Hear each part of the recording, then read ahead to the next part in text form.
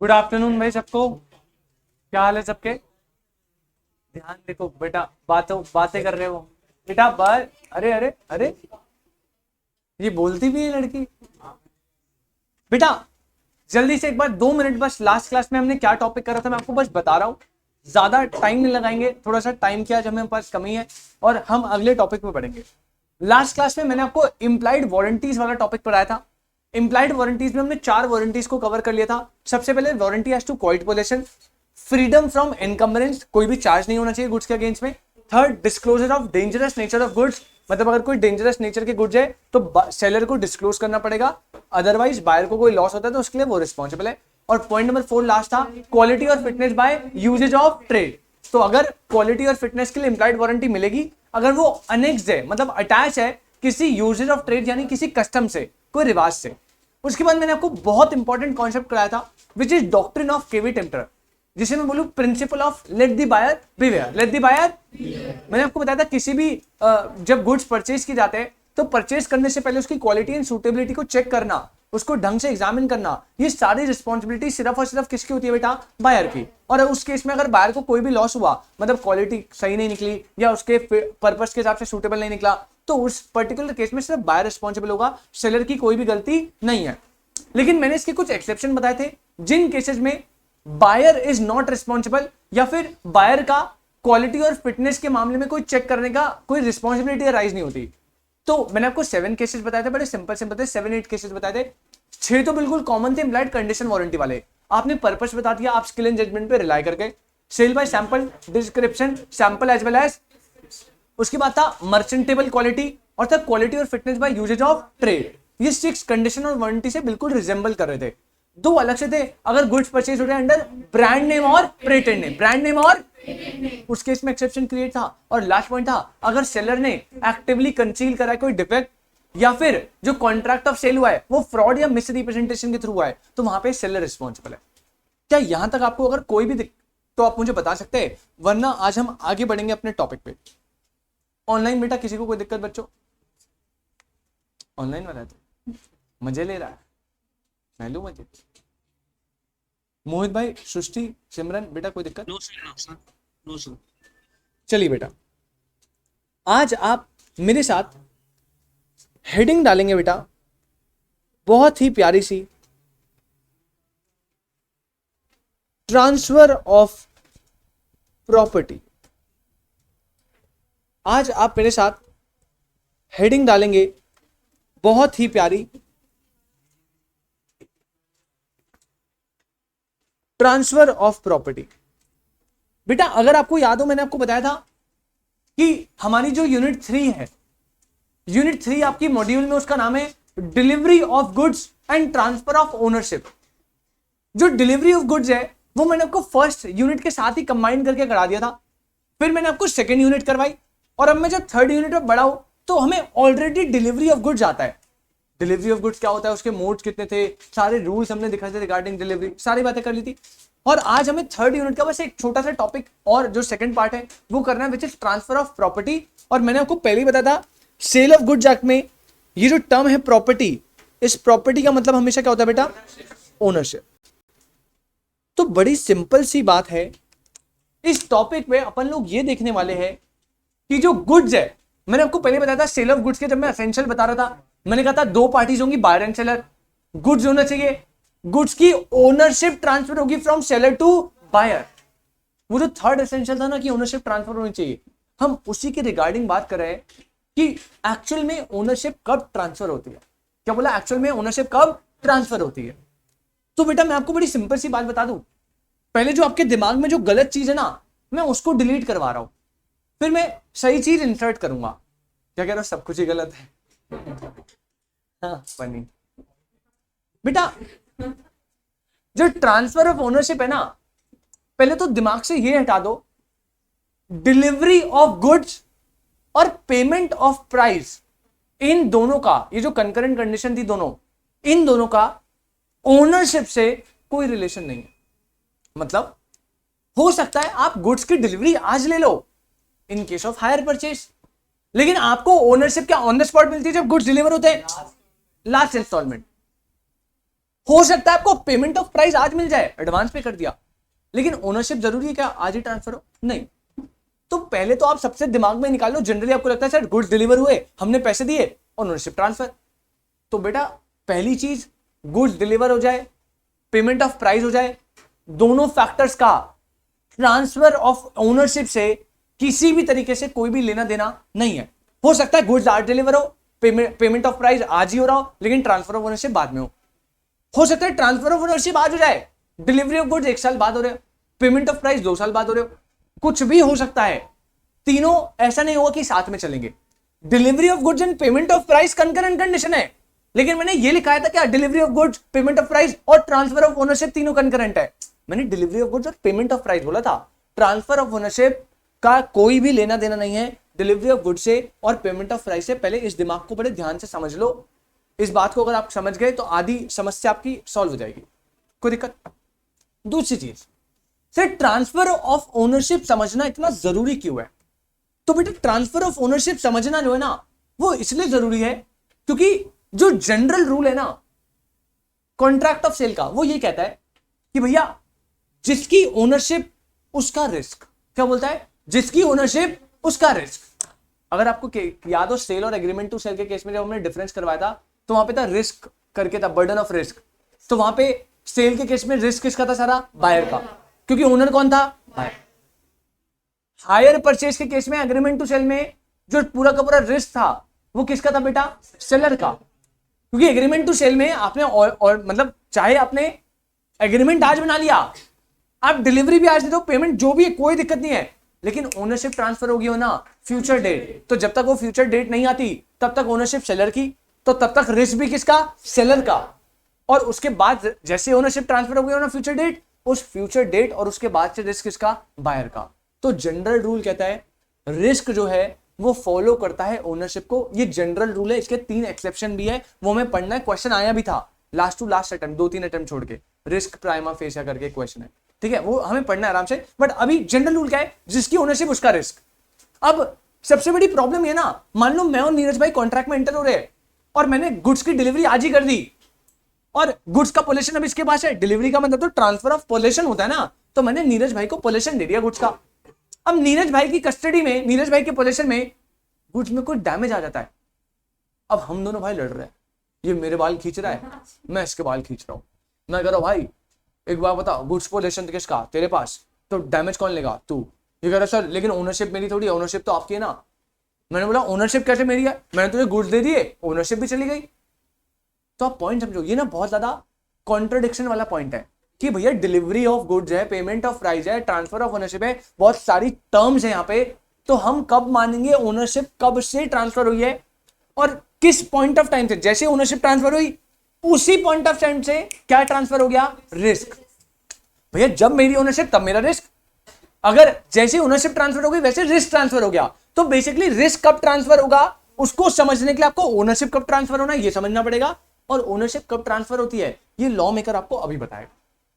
समझ ना, मतलब मेन सारा काम रिस्क का ही है। आपको जब क्वेश्चन आता है, वैसे तो डायरेक्टली इससे क्वेश्चन आया हुआ है कि भैया अनसर्टेन गुड्स के केस में एक बार आया था कि रिस्क जो है वो ओनरशिप जो है कैसे ट्रांसफर होती है, बट केस स्टडी देने तो घुमा फिरा के दे देगा, कहेगा ऐसे ऐसे हो गया, इसने गुड्स रखवा दिया, इसके पास पेमेंट ऑफ प्राइस अब होगी, ये होगी, वो होगी। वो कंफ्यूज करने के लिए, क्योंकि हमें तो पता है लेना देना है नहीं, कहेगा रिस्क अब गुड्स डैमेज हो गए, कस्टडी में इसके थे, ओनरशिप इसके पास थी, अब आप असर्टेन करो कि किसका रिस्क होगा। तो आपको पहले ये आइडेंटिफाई करना है कि किसकी ओनरशिप है, और जिस पर्टिकुलर पर्सन की ओनरशिप होगी जनरली रिस्क भी उसे ही फॉलो करेगा। अगर एक्सेप्शन नहीं है तो, एक्सेप्शन भी तो है ना।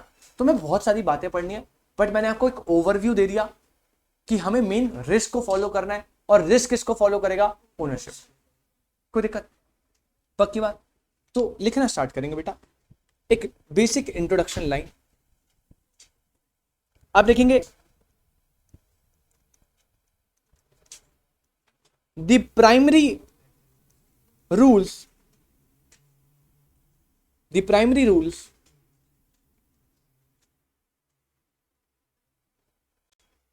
determining the passing of property, the primary rule determining the passing of property from the seller to the buyer, from the seller to the buyer, sorry as follows, as follows,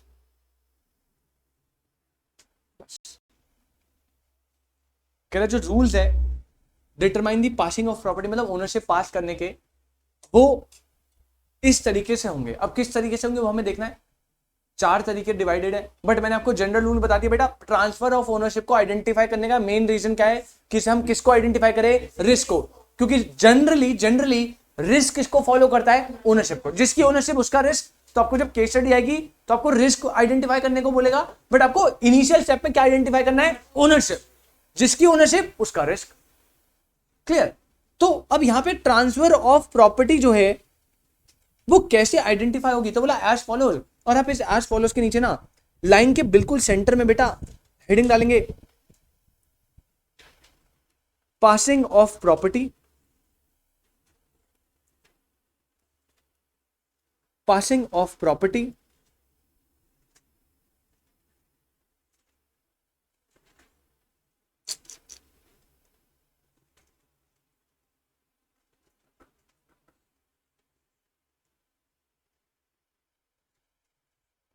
और इसको आप divide कर लेना बेटा 4 parts में। Passing of property, और इसको आप डिवाइड करेंगे 4 पार्ट्स में। ओनरशिप ट्रांसफर जो है वो कैसे होगी, तो इनके 4 केसेस है। हर केसेस में ओनरशिप ट्रांसफर का जो सीन है ना बेटा वो अलग होता है। सर केस नंबर 1 लिखेंगे, स्पेसिफिक और असर्टेन गुड्स। पहला जो केस है वो बता रहा है ट्रांसफर ऑफ ओनरशिप जब गुड्स कैसे बेटा, स्पेसिफिक और असर्टेन। अब यहां पे आपको याद है टाइप्स ऑफ गुड्स 3 टाइप के थे, एग्जिस्टिंग, फ्यूचर, कंटिंजेंट। एग्जिस्टिंग में फर्दर 3 थे, specific, ascertained, unascertained. Specific which are identified and agreed upon, unascertained which are defined only by description and not identified and agreed upon. और ascertained थे identified in accordance with the agreement after making contract of sale. तो मैंने पहले बोला था goods पे depend करेगा ownership कैसे जाएगी, तो वो टॉपिक यहां पे आएगा थोड़ा सा। तो पहला अगर स्पेसिफिक और असर्टेन गुड्स का केस है तो ओनरशिप कब ट्रांसफर होगी, इसके लिए स्पेसिफिक रूल है, देखेंगे क्या है। बी केस जो है, केस नंबर बी, वो बेटा in case of unascertained goods. B case in case of unascertained goods. Case number C है गुड्स सेंट ऑन अप्रूवल। ये आपने थोड़ा सा अकाउंट्स में भी पढ़ा होगा शायद, गुड्स सेंट ऑन अप्रूवल। हाँ जी, गुड्स सेंट ऑन अप्रूवल आप पढ़ोगे, लॉ में भी है थोड़ा सा, बट लॉ में थोड़ा अलग पॉइंट ऑफ व्यू है, वहां तो अकाउंटिंग है। ठीक है, तो goods Saint on approval basis अगर दिया है तो कब ओनरशिप ट्रांसफर होगी वो भी देखना है। और केस नंबर डी लास्ट है, transfer of property, transfer of property in case of reservation of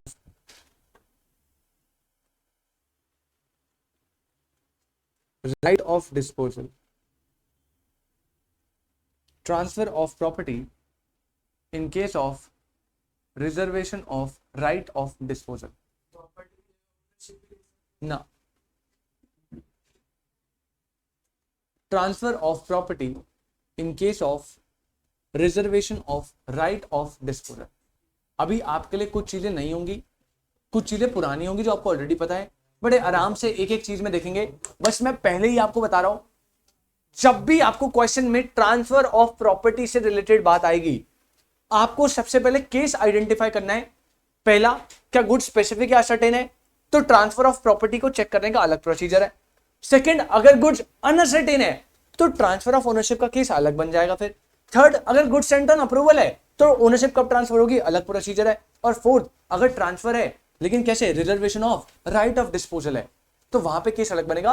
कोई भी क्वेश्चन आए पहले चारों में से केस आइडेंटिफाई करो, फिर जो प्रोसीजर मैंने बताया होगा उस प्रोसीजर के हिसाब से केस आइडेंटिफाई करो कि इस केस में कौन सा मतलब सेट बैठ रहा है, और उस टाइम पे जो मैंने बताया होगा अब प्रॉपर्टी ट्रांसफर होगी तो उस टाइम पे प्रॉपर्टी ट्रांसफर हो जाएगी। बात खत्म। कोई दिक्कत? एक एक केस अभी अपन ने उठाना है, लेकिन आप मुझे ये बताओ इसमें कोई दिक्कत?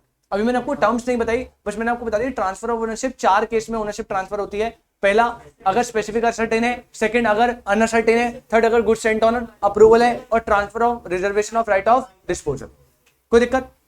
अब आप सबसे पहली हेडिंग बनाएंगे बेटा मेरे साथ, सबसे पहली हेडिंग बनाएंगे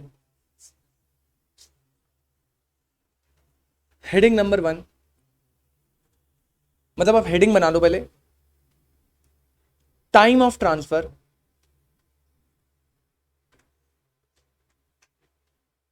of property in goods. Time of transfer of property in goods मतलब क्या टाइम ऑफ ट्रांसफर रहेगा वो हमें देखना है। और मैंने बताया टाइम ऑफ ट्रांसफर डिपेंड करेगा कौन सा केस है, तो इसमें आप सबसे पहले केस नंबर ए डालेंगे। Case number A, transfer of property in specific / asserting goods।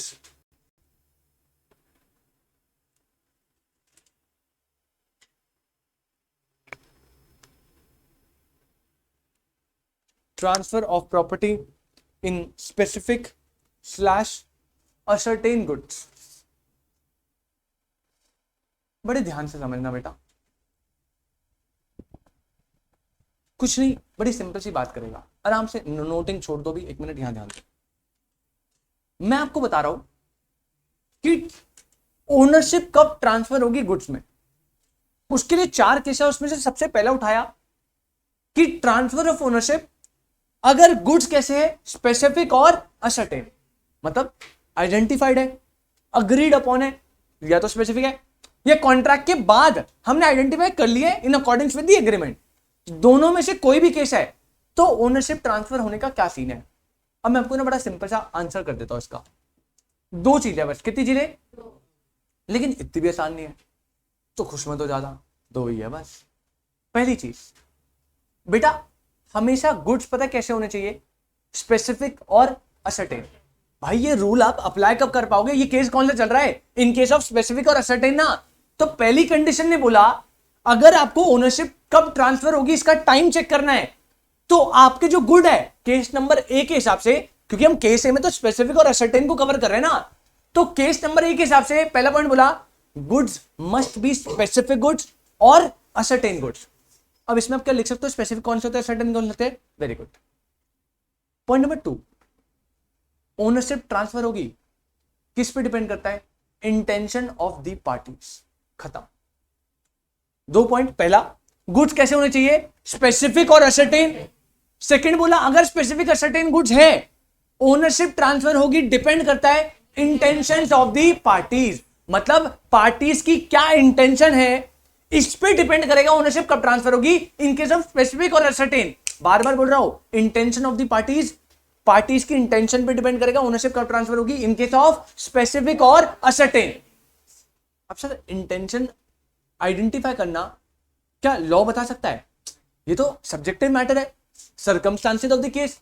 अरे भैया मैं और नीरज भाई कॉन्ट्रैक्ट में एंटर हो रही है, मैंने बोला भाई देख मुझे नहीं पता क्या होता है, ओनरशिप ट्रांसफर पता कब होगी, जब तू गुड्स मेरे घर पे इंस्टॉल कर देगा। मैंने एक्सप्रेसली बता रहा हूं, इंटेंशन बता दी मैंने अपनी, मुझे नहीं पता delivery of goods, payment of price, law maker क्या बोल रहा है, मेरे को लेना देना नहीं है। मैंने एक्सप्रेसली इंटेंशन डिसाइड कर दी कि भैया मैं ले रहा हूं तेरी दुकान से फ्रिज, फ्रिज की ओनरशिप मैं तब ट्रांसफर मानूंगा जब घर में भाई मेरे ना पहली पानी की बोतल ठंडी होगी, और जब मैं पहली पानी की बोतल पीऊंगा और ठंडी मिली मुझे तभी मैं मानूंगा ओनरशिप ट्रांसफर है, अदरवाइज नहीं। मुझे लेना देना नहीं लॉ मेकर क्या कह रहा है। अभी रास्ते में आ रहा है, मेरे घर के नीचे पेटी रख दी फ्रिज की, सीढ़ियों में चढ़ रहा है, गेट खोल दिया, प्लग लगाई रहा था, तभी तक डेंट आ गया फ्रिज में, किसका रिस्क, सेलर का। किसका रिस्क, अरे भैया इंटेंशन ऑफ द पार्टी क्या बोला था, जब इंस्टॉल होकर रेडी टू यूज होगा तब मानूंगा ओनरशिप ट्रांसफर हुई है। तो क्या अभी तक ओनरशिप ट्रांसफर हुई है? क्या रिस्क मेरे को ट्रांसफर हुआ है? क्योंकि रिस्क किसको फॉलो करता है? ओनरशिप।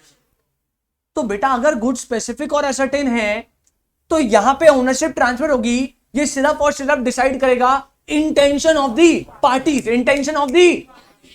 अरे भैया जो इंटेंशन है उसके हिसाब से ओनरशिप ट्रांसफर होगी। इंटेंशन क्या है? अरे तुम लोग देखो ना, सारा काम हम थोड़ी करेंगे। लेकिन अब थोड़ा ध्यान से समझो, लेकिन अगर किसी रीजन की वजह से आप इंटेंशन ऑफ द पार्टीज को आइडेंटिफाई नहीं कर पा रहे, मतलब ओनरशिप कब ट्रांसफर होगी इसके रिगार्डिंग हमने कोई आपस में इंटेंशन को एक्सचेंज नहीं करा। इसने बोला भैया फ्रिज दे देना, मैंने बोला भैया फ्रिज दे देना, घर जा रहा हूं डिलीवरी करवा देना, ये लो पैसे, पैसे भी दे दिए। अब यहां पे मैंने कोई पर्टिकुलरली ट्रांसफर ऑफ ओनरशिप के रिगार्डिंग अपनी कोई इंटेंशन बताई, इसने कोई इंटेंशन बताई। अगर मैं बोल देता कि भैया देखो मेरे जब तक घर पे इंस्टॉल नहीं हो तब तक ओनरशिप ट्रांसफर नहीं, मतलब तब तक रिस्क आपका, ये कहता ओके इंटेंशन बता दी। या फिर मैं जा रहा था, इसने बोला भैया आप जा तो रहे हो, पैसे दे दिए, अभी से ओनरशिप ट्रांसफर हो, रास्ते में मेरे ऑटो वाले ने भी भेड़ दी ना, रिस्क किसका? आपका। पहले ही बता रहा हूं इंटेंशन। अब यार भाई मेरे पास दो ऑप्शन है, या तो मैं कहूंगा नहीं भैया मैं साथ में चलता हूं, या मैं कहूंगा कोई दिक्कत नहीं मैं घर जा रहा हूं ले आना, कोई नहीं गेट टूटा होगा मैं लगा दूंगा फेविक्विक से। अब यहां पे मैंने इंटेंशन पहले से क्लियर कर रही थी, तो जो इंटेंशन है उसके अकॉर्डिंगली ओनरशिप ट्रांसफर होगी बेटा। लेकिन दिक्कत यह है जब इंटेंशन के रिगार्डिंग कोई भी चीज बताई नहीं हो और उसी से क्वेश्चन आएगा, तो जब कुछ भी डिसाइड नहीं हुआ तो डिसाइड करेगा कौन? लॉ। तो लॉ ने आपको उस केस में 3 बातें बता दी। कितनी बातें? 3। बट ये 3 बातें कब अप्लाई होगी उस पर ध्यान देना। पहला, गुड्स कैसे होने चाहिए? स्पेसिफिक और असर्टेन। गुड्स कैसे होने चाहिए? स्पेसिफिक और असर्टेन। और क्या intention of the party decide हो रही है? अगर इंटेंशन डिसाइड नहीं कर पा रही ओनरशिप कब ट्रांसफर है, तब लॉ मेकर कह रहा है आपको 3 पॉइंट हम बता रहे हैं, उसके हिसाब से देखना किस पॉइंट पे आपका केस फॉल हो रहा है, और उसके अकॉर्डिंगली जिस टाइम वो बोल रहा है ओनरशिप ट्रांसफर उस टाइम ओनरशिप ट्रांसफर, और जिस टाइम ओनरशिप ट्रांसफर उस टाइम रिस्क भी ट्रांसफर। मैं बार बार बोल रहा हूं 3 पॉइंट पे कब जाना है, जब गुड स्पेसिफिक असर्टेन हो। सेकंड, जब इंटेंशन ऑफ द पार्टी से ओनरशिप ट्रांसफर कब होगी आइडेंटिफाई नहीं हो पा रहा, तब लॉ मेकर ने डीम्ड केसेस दिए 3 कि इन 3 केसेस में ट्रांसफर ऑफ ओनरशिप ऐसे ऐसे ऐसे होगी। कोई दिक्कत? कोई दिक्कत? अरे कोई दिक्कत? अरे कोई दिक्कत? खुश हो जिंदगी से? वो देखो मना करा नहीं सर पहले सही था, जब से यहां आया हूं तब से। तो बेटा इसी बात को लिख लेते हैं। पॉइंट नंबर 1, 2 पॉइंट बताया, पहले मैं 2 पॉइंट लिखवा रहा हूं आपको। पॉइंट नंबर 1 लिखेंगे बेटा, गुड्स मस्ट बी स्पेसिफिक और असर्टेन। बेटा क्या डिस्कशन हो रहा है पीछे? क्या पहले भी खुश नहीं था, अब भी खुश नहीं हूं? आएगी तेरी जिंदगी में खुशी आएगी। अबे खुशी मतलब स्माइल लगेगी, खुशी वो देखो वो खुशी के नाम से खुश हो रहा है।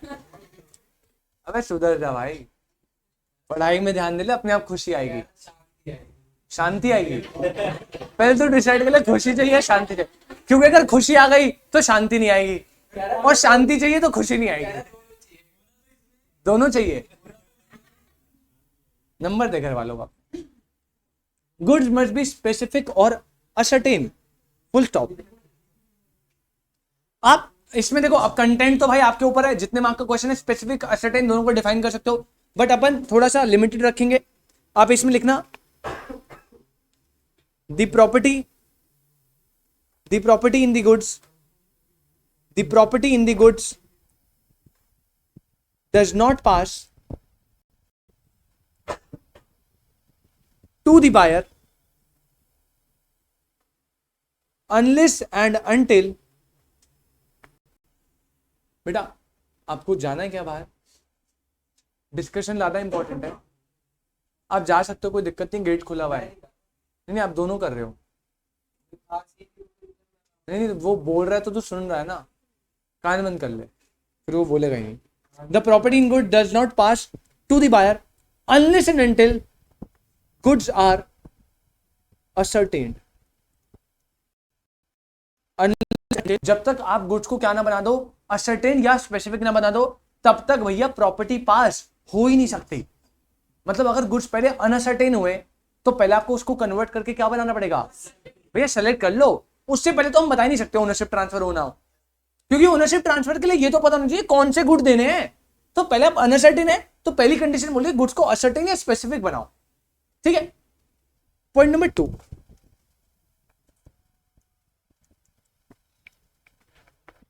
Intention of the parties. Point number 2 लिखेंगे बेटा,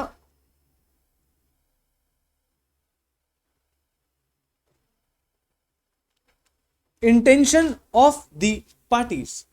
sir intention of the parties बस सिंपल सा लिख दो, terms of contract and circumstances of the case. Sir intention of the parties, law maker कह रहा है भैया terms and condition of the contract, intention circumstances जैसी भी पार्टीज की रहेंगी, कॉन्ट्रैक्ट की रहेगी, उस पर डिपेंड करेगा कि ओनरशिप कब ट्रांसफर होगी। लेकिन फिर प्रॉब्लम कब है, जब आप इंटेंशन को आइडेंटिफाई नहीं कर पा रहे, तब क्या होगा, तब लॉ मेकर बता रहा है। तो यहां पे लिखो, नोट लिख के दे देना, एक नोट, नोट स्टिल कट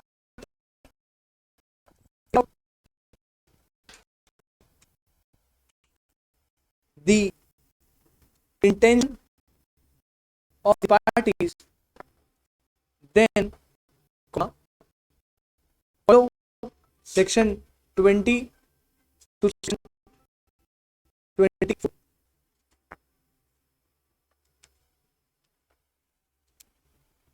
अगर इंटेंशन आइडेंटिफाई हो रहा है, जैसे इंटेंशन बोल रही है वैसे ओनरशिप ट्रांसफर। अगर इंटेंशन आइडेंटिफाई नहीं हो रही तो सेक्शन 20 से 24 वाली बात कह रहा है वो। अब सेक्शन 20-24 में क्या लिखा है, उसमें बेटा आपको 3-4 केसेस बताए हैं, जिसमें बताया ऐसा होगा तो ओनरशिप तब ट्रांसफर होगी, ऐसा होगा तो ओनरशिप तब ट्रांसफर होगी। और वो केसेस क्या है वो मैं आपके साथ अभी डील करता हूं। बट पहले आप मुझे बताइए, यहां तक आपको कोई दिक्कत?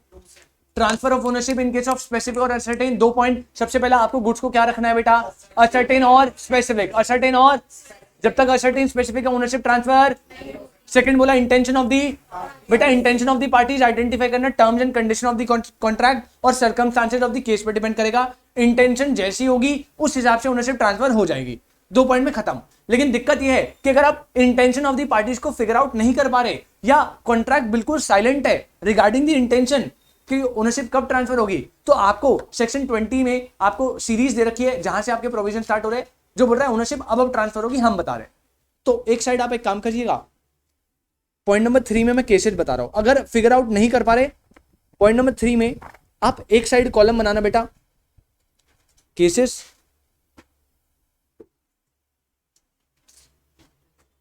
और एक साइड बताना ट्रांसफर ऑफ प्रॉपर्टी।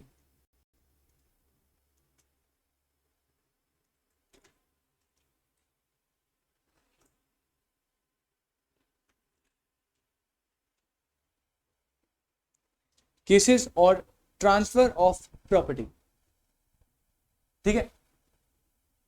सबसे पहला केस नंबर 1, पहला केस कह रहा है specific goods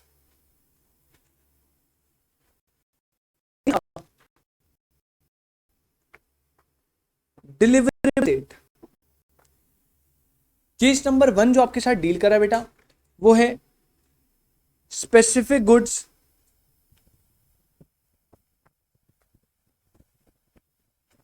in a deliverable state. Okay sir.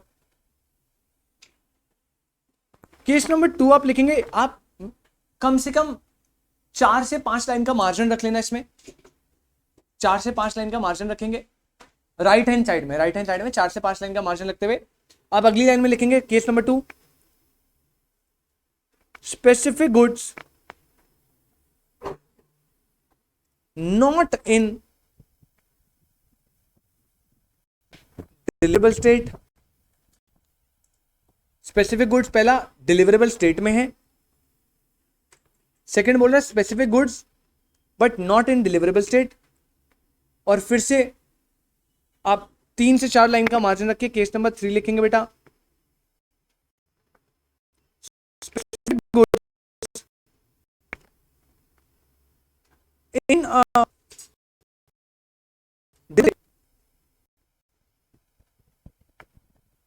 in a deliverable state, comma, but price is not, but price is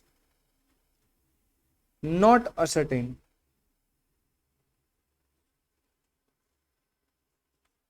और ये तीन केसेस जो है आपको लॉ मेकर दे रहा है अगर आपको इंटेंशन आइडेंटिफाई नहीं हो रही। मैं फिर से बता रहा हूं, तीन केस कह रहा है। पहला, स्पेसिफिक गुड्स है, डिलीवरेबल स्टेट में, ओनरशिप कब ट्रांसफर होगी बताएगा।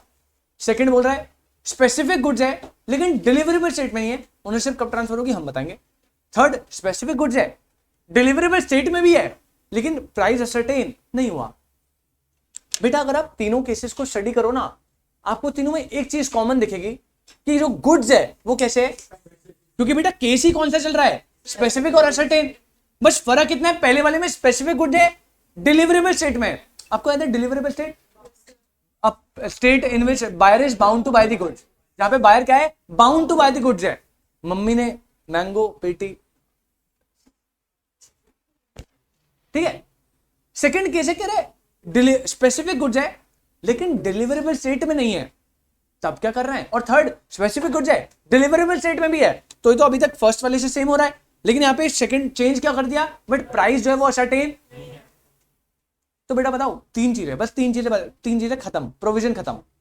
Case number 1, specific goods in a deliverable state, specific goods in a deliverable state, ownership transfer होगी जैसे ही कॉन्ट्रैक्ट ऑफ सेल बनेगा। मतलब जैसे कॉन्ट्रैक्ट ऑफ सेल बन गया ना, चाहे ओरल चाहे रिटर्न, उसी टाइम, चाहे पोलेशन किसी के पास भी हो, चाहे पेमेंट ऑफ प्राइस हुआ या ना हुआ हो, अगर स्पेसिफिक गुड्स है, डिलीवरेबल स्टेट में है, तो भैया ओनरशिप ट्रांसफर इमीडिएटली जैसे ही कॉन्ट्रैक्ट ऑफ सेल क्या होगा, बनेगा। कॉन्ट्रैक्ट ऑफ सेल बना, ओनरशिप ट्रांसफर। भैया सेलर के पास गुड्स पड़े, कोई दिक्कत नहीं है, आग लग गई, कुछ भी हुआ, रिस्क किसका, बायर का, क्योंकि कॉन्ट्रैक्ट ऑफ सेल क्या हो गया, बन गया था। जैसे कॉन्ट्रैक्ट ऑफ सेल बना, इमीडिएट बेसिस पे ओनरशिप ट्रांसफर हो गई। फिर पोजेशन किसके पास हो, पेमेंट ऑफ प्राइस हुआ या ना हुआ हो, कोई फर्क नहीं पड़ता भैया, बायर की रिस्पॉन्सिबिलिटी, क्योंकि ओनरशिप तो ट्रांसफर हो गई। लेकिन अगर रिस्क हुआ कॉन्ट्रैक्ट ऑफ सेल बनने से पहले, अब ओनर कौन है, सेलर, रिस्क किसका, सेलर। तो पहला case, specific goods in a deliverable state, ownership बेटा कब ट्रांसफर, जैसे ही कॉन्ट्रैक्ट ऑफ सेल बना, ओनरशिप, रिस्क किसका, कोई दिक्कत। केस नंबर 2, स्पेसिफिक गुड्स है लेकिन डिलीवरेबल स्टेट में नहीं है। तो एक बात बताओ, क्या मम्मी लेके जाकर पाएगी क्या हमको बिना पेटी के? तो बेटा इसमें ना दो चीज बोल रहा है, कह रहा भैया सबसे पहले गुड्स को, क्योंकि गुड्स डिलीवरेबल स्टेट में नहीं ना, तो ओनरशिप ट्रांसफर करने के लिए गुड्स को किस में लेकर आओ, डिलीवरेबल स्टेट। तो यहां पे केस नंबर 2 में दो कंडीशन, पहला गुड्स को आपको डिलीवरेबल स्टेट में लाना है, और दूसरा जैसे वो डिलीवरेबल स्टेट में आ जाए ना, आपको बायर को एक नोटिस दे देना है कि बायर हमने जो आपके गुड्स है ना वो डिलीवरेबल स्टेट में ले आए, गुड्स रखे हुए लेके जाओ। जैसे ही वो नोटिस मिला, ओनरशिप क्या, ट्रांसफर, गुड्स किसके, बायर के, रिस्क किसका, बायर का। पहला case, specific goods in deliverable state, contract of sale बना, ownership transfer. Second, specific goods but not in deliverable state. दो पॉइंट, पहले डिलीवरेबल स्टेट में लेके आओ, बायर को नोटिस दो, जैसे ही डिलीवरेबल स्टेट में लाके बायर को नोटिस दिया, नोटिस देते ही ओनरशिप क्या, बेटा केस स्टडी में ना आपको बोलेगा डिलीवरेबल स्टेट में ले आए, स्पेसिफिक गुड है डिलीवरेबल स्टेट में नहीं था, उसने डिलीवरेबल स्टेट में ले आया और उसमें ही रिस्क हो गया। डिलीवरेबल स्टेट में आया है, नोटिस नहीं दिया, बीच में ही हो गया, अभी ओनरशिप किसकी है, सेलर की। भैया ओनरशिप कब ट्रांसफर होगी, दोनों कंडीशन फुलफिल होनी चाहिए। पहला, डिलीवरेबल स्टेट में लेकर आना है, अब बायर को सपना थोड़ी आ रहा है आम जो रख के गए थे पेटी पे रख दिया, तो भैया सेलर कॉल करेगा, कुछ इंफॉर्मेशन देगा, एक नोटिस देगा कि गुड डिलीवरेबल स्टेट में आ गए हैं, और जैसे ही नोटिस दिया तब बायर के पास जाएगा ओनरशिप, रिस्क बायर का तब होगा, बीच में कोई भी लॉस, ओनरशिप सेलर की, रिस्क किसका, सेलर का। पहला case, specific goods in deliverable state, contract of sale बना, हो गया। Second, specific goods not in deliverable state, deliverable state पे लाओ, नोटिस दो, ओनरशिप ट्रांसफर बायर को। Third, specific goods deliverable state में भी है, तो डिलीवरेबल स्टेट में लाने की जरूरत है क्या, नहीं, ऑलरेडी है, बट प्राइस असर्टेन नहीं है। तो बस एक पॉइंट, भाई सेलर आप वेट करो, मेजर करो, कोई भी चीज करो, जिससे प्राइस असर्टेन किया जा सके। जैसे मैंगोस लेने जाओगे तो मैंगोस का प्राइस कैसे असर्टेन होगा? वेट से, आपको वेट करना पड़ेगा, है ना। अगर आप किसी पर्टिकुलर चीज को लिक्विड लेने जा रहे हो तो लिक्विड में आप वेट थोड़ी करते हो, वॉल्यूम चेक करते हो कितना लीटर्स है ना। या आप किसी भी अदर तरह की मेजरमेंट, वेट आप मेजर करो, लेंथ मेजर करो, जिस भी तरीके से उसका प्राइस असर्टेन होता है। जैसे कपड़ा लेने जा रहे हो, कपड़े का वेट थोड़ी करते हैं भाई, कपड़े में तो लेंथ देते हैं ना, 1 पर मीटर इतना है। तो कोई भी ऐसा चीज करो जिससे आप उसके प्राइस को मेजर कर लो, और जैसे आपने प्राइस जो असर्टेन नहीं था उसे असर्टेन कर लिया, ओनरशिप क्या? ट्रांसफर। कोई दिक्कत? कोई दिक्कत? अरे बेटा कोई दिक्कत? क्लियर एकदम। स्पेसिफिक गुड्स का केस खत्म। मैं पहले बता रहा हूं, गुड स्पेसिफिक और असर्टेन होने चाहिए। इंटेंशन ऑफ द पार्टीज पे डिपेंड करेगा ओनरशिप कब ट्रांसफर होगी। अगर इंटेंशन ऑफ द पार्टीज नहीं बता पा रही, आप फिगर आउट नहीं कर पा रहे, 3 case: specific goods in a deliverable state, contract of sale बना, ownership transfer. Second, specific good not in a deliverable state, तो डिलीवरेबल स्टेट पे लेकर आओ, बायर को नोटिस दो, ownership transfer. Third, specific goods in a deliverable state but price is not ascertain, तो भैया wait करो, मेजर करो, कोई भी ऐसे इंस्ट्रूमेंट से यूज करो जिससे आप प्राइस को असर्टेन करो। जैसे प्राइस असर्टेन हुआ, ओनरशिप क्या? ट्रांसफर। रिस्क किसका? बायर। तो इसी बातों को जरा लिख ले थोड़ा सा। इस बात को समझने में आपको कोई दिक्कत आई है क्या बेटा? किसी बात बच्चे को इस बात को समझने में कोई दिक्कत हो रही है? ऑनलाइन वाले सृष्टि, मोहित? No sir. चलिए तो एक बार अपन जल्दी से आपकी मीटिंग चेंज करते हैं, जल्दी से ज्वाइन करो।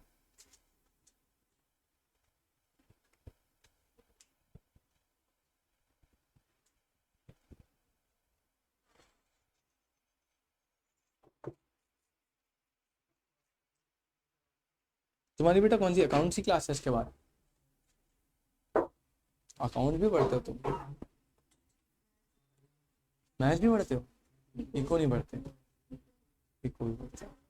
ट्रांसफर ऑफ प्रॉपर्टी बेटा लिखेंगे केस नंबर 1। केस नंबर 1 में आप ट्रांसफर ऑफ प्रॉपर्टी लिखेंगे। इसमें 2 पॉइंट बताए बस। पहला पॉइंट ये इसका explanation, property passes when contract of sale is made, full stop। Contract of sale is made. और बेटा कॉन्ट्रैक्ट ऑफ सेल कब बनता है? नॉर्मल कॉन्ट्रैक्ट कब बनता था? ऑफर दी, एक्सेप्टेंस दी, जैसे एक्सेप्टेंस दी क्या बन गया? कॉन्ट्रैक्ट। अरे एनफोर्सेबल बाय लॉ तो होगा ही, एज्यूम कर रहे हैं। मतलब तुम उल्टे काम ज्यादा एज्यूम कर लेते हो ना कि क्यों सर ऐसा हो सकता है, ड्रग्स भी तो गुड्स है, उसकी भी सप्लाई कर सकते हैं। नहीं, मतलब ऑफर दिया, एक्सेप्टेंस दिया, हम अज्यूम करें सारे बाकी सेक्शन 10 के एसेंशियल फुलफिल है, तो क्या बन जाएगा? कॉन्ट्रैक्ट। तो जैसे कॉन्ट्रैक्ट ऑफ सेल बना, ओनरशिप क्या? ट्रांसफर। तो property passes when contract of sale is made, comma करके लिखना, as soon as offer is accepted. और पॉइंट नंबर 2 लिखेंगे इसमें,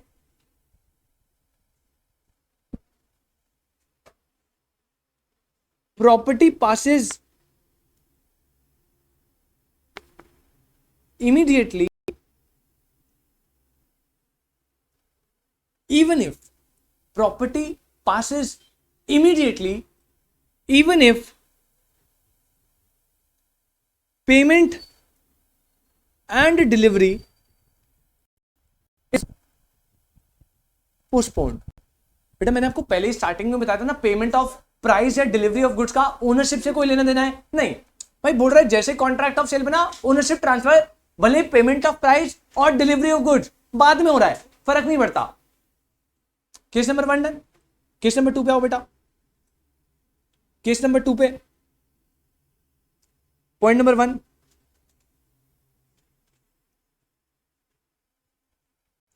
specific goods, oh sorry case तो लिख लिया आपने। Specific goods not in deliverable state, case तो लिख लिया। इसमें लिखो when seller has done some action, point number 1, when seller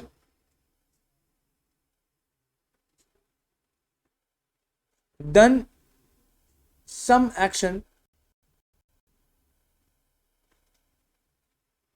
and put the goods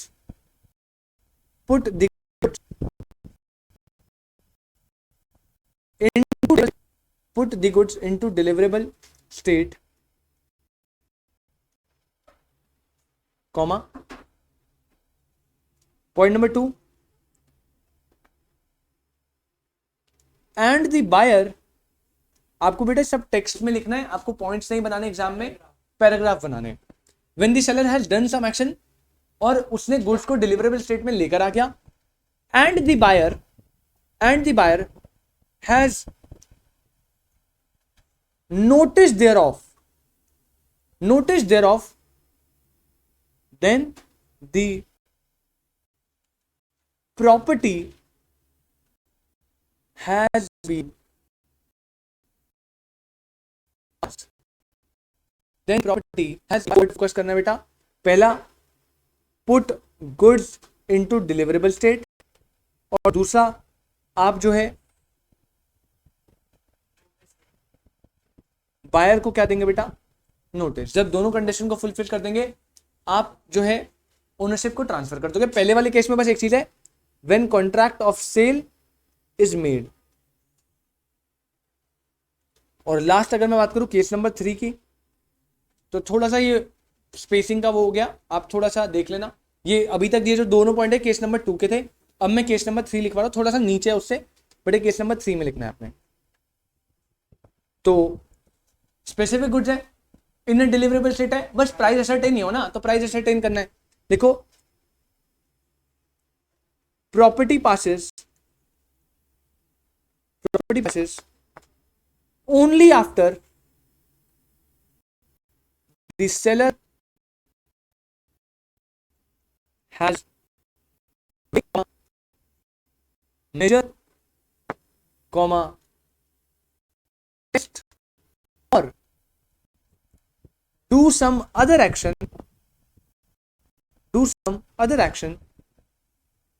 or thing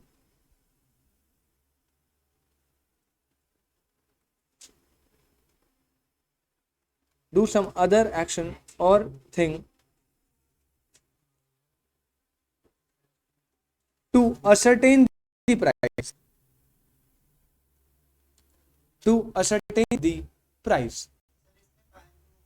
नहीं कोई, अरे लिखा ही नहीं, बस असरटेन करना है प्राइस को, और जैसे असरटेन कर लिया आपने प्राइस को, तो आपका जो है ओनरशिप जो है वो ट्रांसफर हो जाएगी।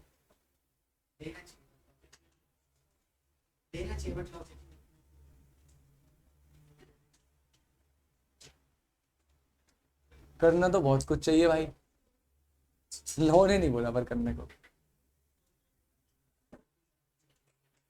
ऐसे तो झूठ भी नहीं बोलना चाहिए। बोलते हो तुम? बिल्कुल बोलते हो, मैं भी बोलता हूं। इसमें कोई दिक्कत आपको? ये बेटा हमने कौन सा केस करा? सबसे पहला वाला property, passing of property in case of specific और असर्टेन गुड्स, ये सबसे लंबा था। सेकंड वाला जो है ना असर्टेन गुड्स, जो अनअसर्टेन गुड्स वाला, ये छोटा है, छोटा सा एक पैराग्राफ है, बट जितना छोटा है ना उतना ही टेक्निकल है। मतलब जब मैं आपको लिखवाऊंगा आपके पास इतनी सारी टर्म्स आ जाएगी ना, लीगल टर्म्स, कि आपको एक एक करके ब्रेक कर करके उन टर्म्स को समझना पड़ेगा। ठीक है, उसके बाद गुड सेंट ऑन अप्रूवल, ये आपको बहुत अच्छे से समझ आएगा क्योंकि अकाउंट से कनेक्टेड है, और इससे थोड़े टाइम पहले केस स्टडी भी आई थी, बिल्कुल डायरेक्ट केस स्टडी मस्त अच्छी सी आई थी एकदम। और reservation of right of disposal, ये भी बस सिंपल सा टॉपिक है। तो मेजरली स्पेसिफिक वाला और अनसर्टेन वाला, इन दोनों में आपको दिक्कत आती है, बट मुझे लगता नहीं है स्पेसिफिक में आपको कोई भी प्रॉब्लम आई होगी। बड़ी सिंपल से हमने नोटिंग भी कर ली और बड़े सिंपल से अपने कॉन्सेप्ट को देख भी लिया। मैं एक बार फिर से रिपीट कर देता हूं सर, आज हमने स्टार्ट करा transfer of property. Transfer of property की जब मैं बात करता हूं बेटा, तो मैंने आपको बताया ओनरशिप का ट्रांसफर होना बहुत इंपॉर्टेंट है, क्योंकि ओनरशिप ही असरटेन करती है कि रिस्क किसका होगा। जिस पर्सन की ओनरशिप होगी उसी पर्सन को रिस्क भी बियर करना पड़ेगा। तो यहाँ पे ओनरशिप को आइडेंटिफाई करना बड़ा इंपॉर्टेंट है। तो मैंने आपको बताया ओनरशिप कैसे आइडेंटिफाई होगी। आपने बोला सर 4 केस है, असर्टेन या स्पेसिफिक गुड्स है, अनसर्टेन है, गुड सेंट ऑन अप्रूवल या reservation of right of disposal. इन चारों में से आपको केस आइडेंटिफाई करना पड़ेगा कौन सा है। तो आज हमने सबसे पहला केस डील करा कि ओनरशिप कब ट्रांसफर होगी, अगर गुड्स कैसे बेटा, स्पेसिफिक और असर्टेन।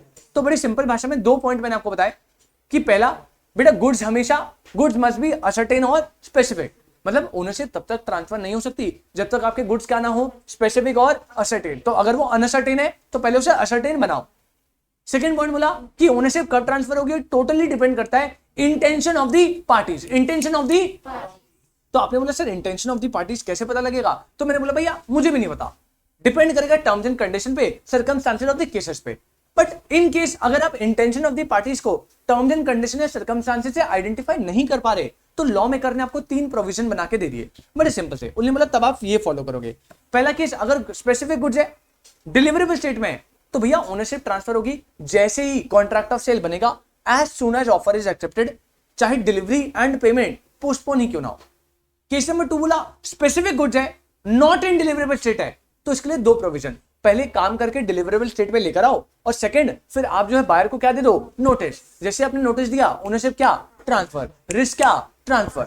पॉइंट नंबर 3 ने बोला स्पेसिफिक गुड्स है, डिलीवरेबल स्टेट में भी है, लेकिन प्राइस असर्टेन नहीं हुआ, तो बोला भैया सेलर भैया आप एक काम करो, पहले कुछ भी एक्शन करो, टेस्ट करो, मेजर करो, या कुछ भी करके वेट वगैरह जैसा भी जो भी टाइप ऑफ गुड्स है उसके अकॉर्डिंगली जो भी प्राइस असर्टेनमेंट चलता है भैया उसके हिसाब से, उसके अकॉर्डिंगली आप जो है ना वो कर लो, प्राइस को असर्टेन करो। जैसे आपने प्राइस असर्टेन करा तो आपके जो गुड्स है वो उनकी जो ओनरशिप है वो क्या हो जाएगी, ट्रांसफर।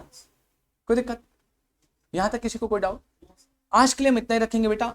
आज वैसे मुझे ये 2 टॉपिक करवाने थे, बट थोड़ा सा टाइमिंग का ही क्लैश हो गया टैक्स की क्लास के साथ, तो प्रॉब्लम हो गई। अभी आपकी 2:30 से अकाउंट्स की क्लास